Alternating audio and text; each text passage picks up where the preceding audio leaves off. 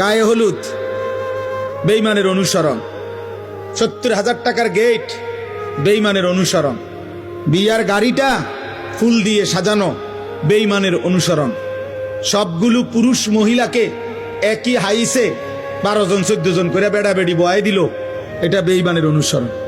একই প্যান্ডেলের ভিতরে নারী পুরুষ সবাই মিল্লা যে যেদিক দিয়ে পারলো খানা খাইলো, এটা বেঈমানের অনুসরণ।